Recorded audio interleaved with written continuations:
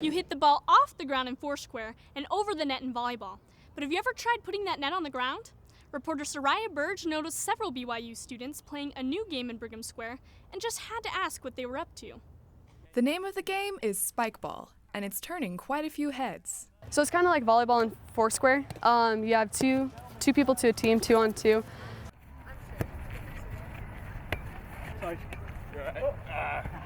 And the first serve has to be returnable. It's the gentleman's serve. And then the opposing team has 3 volleys to get it back.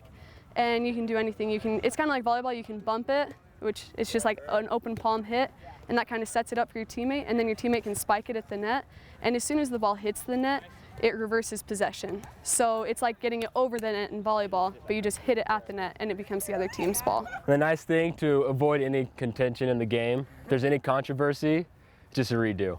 BYU student Case Redder introduced fellow students to the game after discovering a set in his parents' garage last spring. Case and friends enjoy it so much, they often play on campus, hoping to interest enough BYU students for a chance to make it a BYU intramural sport.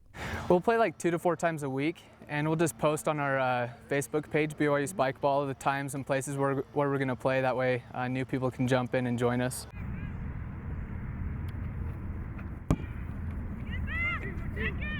If you didn't know, BYU intramural sports are campus-organized recreational teams that students, faculty, and YSA ward members can join for some friendly, competitive fun. Because usually we end up having like an open net with like 2 or 3 guys. We want more people to come. And you know, there's people, everyone's walking just staring at us. And we're like, hey, come play spike ball. But is getting more students involved all it takes to create a new intramural sport? One thing is like the space, where would you play it?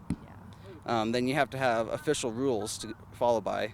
Here at for like soccer, we follow the high school standard soccer rules, and flag football are the national standard rules. Okay, so it's possible. But what if I'm not so good at hand-eye coordination? You don't need to be super athletic or anything. And the nice thing about it is that you only need 4 people. It's not like basketball or football where you have to get a bunch of guys. I mean, just like a small apartment of people can play it. So let's see how easy this game really is.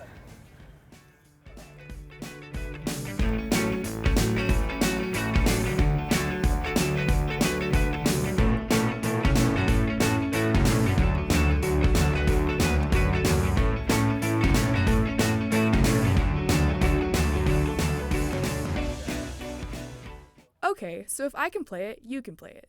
The question is, would you? Usually I see it in between classes, but I'd really like to start playing. Oh, yeah? It looked fun. If they do spike balls in intramural sport, I'll learn how to play it, and that way I can play for intramurals too. Sounds like we have a few takers. We've had quite a few girls jump in, and they seem to like it a lot. So, it's really not just like a guy's sport. Girls love to play it as well. Yeah. And with only 4 people, it's a good date idea too. Just 2-on-2, you can do couples.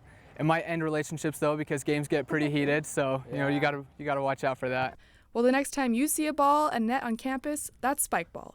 And anyone can jump in. We have like 3-4 sets, and we got a lot more. Just set them up and people can play. Sariah Burdge, BYU Weekly.